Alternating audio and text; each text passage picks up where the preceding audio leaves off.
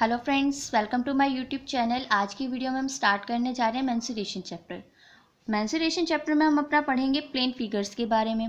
Plane figures में हमारा सबसे पहले आता है रेक्टेंगल। देखो रेक्टेंगल क्या होता है, एक quadrilateral with opposite sides are equal and all the four angles are 90 degree. Clear, opposite sides are equal, ये और ये इक्वल, ये और ये इक्वल। क्लियर, क्या है क्वाड्रिलेटरल, जिसकी अपोजिट साइड्स इक्वल हैं और ऑल जो एंगल्स हैं वो कितने के होंगे, हमारे 90 डिग्री के। तो वो हमारी क्या होती है, रेक्टेंगल। अब रेक्टेंगल का एरिया क्या होता है, लेंथ इंटू ब्रेथ, और पैरामीटर क्या होता है, 2 इंटू लेंथ प्लस ब्रेथ। अब देखो एक क्वेश्चन आ जाए कि हमें लेंथ गिवन है, एरिया गिवन है, हमको निकालनी क्या है, ब्रेथ। लेंथ और एरिया हमको गिवन है, हमको ब्रेथ निकालनी है। ध्यान से सुनना फॉर्मूला, ब्रेथ हमको निकालनी है तो ब्रेथ को इसी साइड रख लो, ठीक है। लेंथ यहाँ मल्टीप्लाई में, इधर जाके किस में चला जाएगा, डिवाइड में। तो यानी कि ब्रेथ का फॉर्मूला यहाँ से क्या निकल गया, एरिया बाय में लेंथ। ऐसे ही जब लेंथ निकालनी हो और एरिया और ब्रेथ हमको गिवन हो तो क्या होता है, अब हमको लेंथ निकालनी है, लेंथ को इस साइड रखे रहो, ब्रेथ यहाँ मल्टीप्लाई में, इधर आके डिवाइड में हो जाएगा। तो क्या हो जाएगा, एरिया बाय ब्रेथ किसके इक्वल हो जाता है, हमारा लेंथ के इक्वल। क्लियर। अब देखो सेकेंड फिगर जो है हमारा वो आता है स्क्वायर। स्क्वायर में देखो क्या होता है, वही quadrilateral, all sides are equal. Rectangle में क्या था कि अपोजिट साइड्स इक्वल होती हैं, लेकिन स्क्वायर में क्या होता है, ऑल साइड्स हमारी क्या होती हैं, इक्वल होती हैं, और एंगल सेम होता है, वही all angles are 90 degree, all angles are 90 degree. अब देखो स्क्वायर का एरिया का फॉर्मूला क्या होता है, साइड इंटू साइड। देखो अगर इसकी साइड भी क्या है, इक्वल होती है, डेफिनेशन ने बताया हमको। अब इसका एरिया निकालने को पूछा जाए तो क्या है, साइड इंटू साइड, यानी कि 3 इंटू 3 9 सेंटीमीटर, मीटर जो भी है, और फिर स्क्वायर, ठीक है। अब देखो पैरामीटर आ जाए तो 4 इंटू साइड, एस यहाँ पर किसको रिप्रेजेंट कर रहा है, हमारा साइड को, ठीक है। ये भी क्लियर हो गया। फिर आता है हमारा parallelogram. Parallelogram quadrilateral shape, opposite sides हमारी क्या होती हैं, पैरेलल होती हैं। देखो अपोजिट साइड्स हमारी पैरेलल होती हैं, चलती जाएंगी, कहीं टच नहीं होंगी। ये भी देखो ये चलती जाएंगी, कहीं टच नहीं होंगी, ठीक है। तो quadrilateral with opposite sides are equal और पैरेलल, ठीक है। इक्वल भी होंगी और हमारी क्या होंगी, पैरेलल। इक्वल यानी कि रेक्टेंगल वाली जो प्रॉपर्टी है वो होल्ड करेगी, और साथ में जो अपोजिट साइड्स हैं वो क्या होंगी, वो पैरेलल भी होंगी। अब देखो पैरेललोग्राम का एरिया क्या होता है, बेस इंटू में हाइट। क्लियर। अब देखो rhombus, a parallelogram with all sides are equal. Parallelogram क्या था, जिसकी अपोजिट साइड्स पैरेलल और इक्वल हो। रोम्बस क्या है, पैरेललोग्राम तो होगी वो, ठीक है। पैरेललोग्राम के साथ वो क्या है, जिसकी सारी साइड्स इक्वल होंगी। क्लियर। अब देखो एरिया ऑफ रोम्बस क्या होता है, 1/2 इंटू प्रोडक्ट ऑफ डायगनल्स, ठीक है। और जहाँ पर डायगनल्स यानी कि D1 और D2, देखो ये हमारा D1, ये D2, D1 D2, D1 D2 हमारे क्या हैं, डायगनल्स हैं। तो साइड ऑफ रोम्बस क्या हो जाएगी, 1/2 स्क्वायर रूट D1 का स्क्वायर प्लस में D2 का स्क्वायर। ये है हमारा रोम्बस। फिर आते हैं हम अपने ट्रेपीजियम पे। ट्रेपीजियम देखो, अब एक क्वाड्रिलेटरल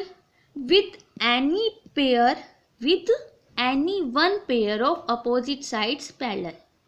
देखो क्या बोल रहा है, क्वाड्रिलेटरल होती है, ठीक है, उसके साथ उसका एक पेयर, अपोजिट साइड्स का एक पेयर पैरेलल होता है, ठीक है। अब देखो ये और ये पैरेलल है, यानी कि क्या है, ये क्वाड्रिलेटरल है जिसका कोई भी एक पेयर, अपोजिट साइड्स का कोई भी एक जो पेयर होता है वो क्या होता है, हमारा पैरेलल। अब एरिया क्या होता है ट्रेपीजियम का, 1/2 इंटू में a plus B into height, 1/2 into a plus B into height. देखो a प्लस बी क्या है, sum of parallel sides. Parallel sides हमारी ये हैं, इन दोनों का सम करके, और h हमारा किसको रिप्रेजेंट कर रहा है, परपेंडिकुलर डिस्टेंस को। क्लियर। a प्लस बी क्या है हमारा, सम ऑफ पैरेलल साइड्स और h क्या है हमारा परपेंडिकुलर डिस्टेंस। क्लियर। अब देखो right angle triangle, A triangle with one angle, एक ट्रायंगल जिसका एक एंगल क्या हो हमारा 90 डिग्री हो, वो हमारा क्या होता है राइट एंगल ट्रायंगल। तो देखो इसकी जो गिवन शेप है वो दिस होती है, इसका एक एंगल क्या है हमें 90 दे रखा है, तो ये हमारी कौन सी ट्रायंगल हो गई राइट एंगल ट्रायंगल। अब देखो फिर बात आती है हमारी ट्रायंगल्स की, उसमें हमने एक तो पढ़ ली राइट एंगल ट्रायंगल। अब आती है हमारी इक्विलेटरल ट्रायंगल और आइसोसेलेस ट्रायंगल। ध्यान से सुनना, एक और भी होती है स्केलर जिसकी कोई भी साइड इक्वल नहीं होती। धीरे धीरे करके हम करेंगे सब क्लियर। देखो इक्विलेटरल ट्रायंगल सबसे पहले करते हैं। इक्विलेटरल, इक्वी मतलब इक्वल, यानी कि जिसकी सारी साइड्स ही क्या हो हमारी इक्वल। देखो ये इक्विलेटरल ट्रायंगल है, इसने क्या कहा है इक्वी, यानी कि जिसकी सारी साइड्स ही क्या हैं इक्वल। ठीक है, फिर इक्विलेटरल ट्रायंगल एक बात और कहता है जिसके सारे एंगल्स भी क्या हो हमारे इक्वल। देखो अब इक्विलेटरल ट्रायंगल है, कोई भी ट्रायंगल है, सम कितना होगा उसका 180 डिग्री। अब इसने क्या कहा है कि एंगल्स भी इक्वल रखता है, तो यानी कि ये भी 60, ये भी 60 और ये भी 60। तो इसने क्या, इसकी डेफिनेशन क्या हुई all sides equal, all angles are equal. ये बात ध्यान रखना, बस यहीं से ही हमारी जो डेफिनेशन है वो पूरी बन जाती है। अब देखो इक्विलेटरल ट्रायंगल का एरिया क्या होता है √3/4 इंटू में साइड का स्क्वायर। साइड्स इक्वल है, देखो ये 2 है, ये 2 है, ये 2 है, तो क्या होगा √3/4 इंटू में 2 का स्क्वायर। तो यहाँ से एरिया क्या निकल जाएगा 4 से 4 कैंसिल, 2 का स्क्वायर 4, तो क्या आ जाएगा हमारा √3। अब देखो पैरामीटर क्या होता है 3 इंटू में साइड, 3 इंटू 2 6। क्लियर। अब आते हैं हम आइसोसेलेस ट्रायंगल पे।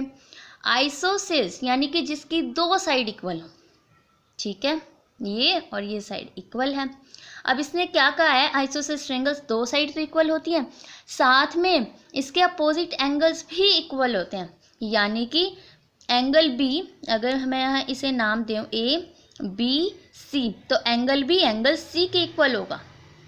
ठीक है, यानी कि अगर मैं यूँ बात करूँ तो एंगल ए एंगल सी के इक्वल होगा, एंगल ए एंगल बी के इक्वल होगा, यानी कि क्या कहा इसने अपोजिट एंगल्स आर इक्वल। तो अब हम एंगल यहाँ ले रहे हैं तो एंगल बी एंगल सी के इक्वल होगा। क्लियर। अब आइसोसेलेस ट्रायंगल का जो एरिया होता है वो कितना होता है हमारा b/4। b क्या है हमारी साइड, b/4 √4a² माइनस का b²। क्लियर। फिर एक और ट्रायंगल आती है हमारे पास स्केलर ट्रायंगल, जिसकी कोई भी साइड इक्वल ना हो, वो हमारी कौन सी होती है स्केलर ट्रायंगल। क्लियर। अब देखो बात आती है हमारी आर्क ऑफ अ सर्कल। अब हम आ गए सर्कल पे। आर्क, देखो ये आर्क, इससे सर्कल बना दिया, ये मेरी क्या है डार्क कर दिया AB, इससे मैंने सर्कल बना दिया, ये मेरी क्या है इसमें आर्क। अब देखो a part of the curved portion, इस कर्व्ड पोर्शन का पार्ट जो सर्कल कवर करे वो क्या है हमारा आर्क ऑफ अ सर्कल। अब देखो जो आर्क AB की है वो लेंथ ऑफ AB के इक्वल आएगी। ठीक है, आर्क ऑफ सर्कल सिर्फ यही है, सर्कल का कौन सा पार्ट है वो कर्व्ड पोर्शन वाला पार्ट। क्लियर।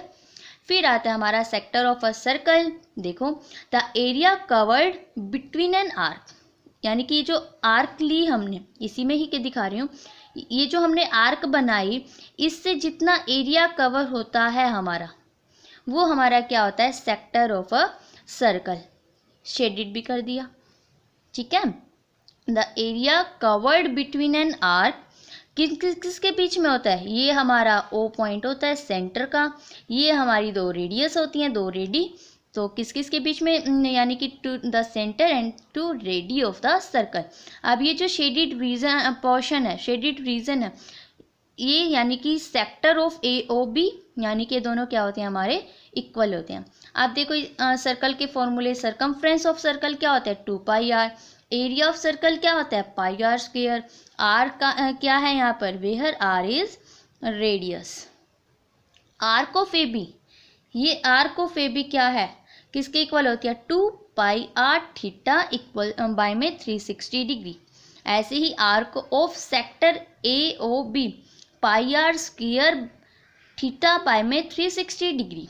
या फिर एक फॉर्मूला और लगता है एरिया ऑफ सेक्टर निकालने का, तो वो है हमारा 1/2 into arc A B into r. अब इसमें आर्क ए बी निकालने की जरूरत पड़ेगी, तो आर्क ए बी हमारा क्या है, 2πr थीटा बाय में 360 डिग्री, और आर वेयर इज आर क्या है हमारा रेडियस। तो ये था हमारा मेंसुरेशन। तो कल हम अपनी वीडियो में इसके एग्जांपल्स करेंगे। Bye, take care.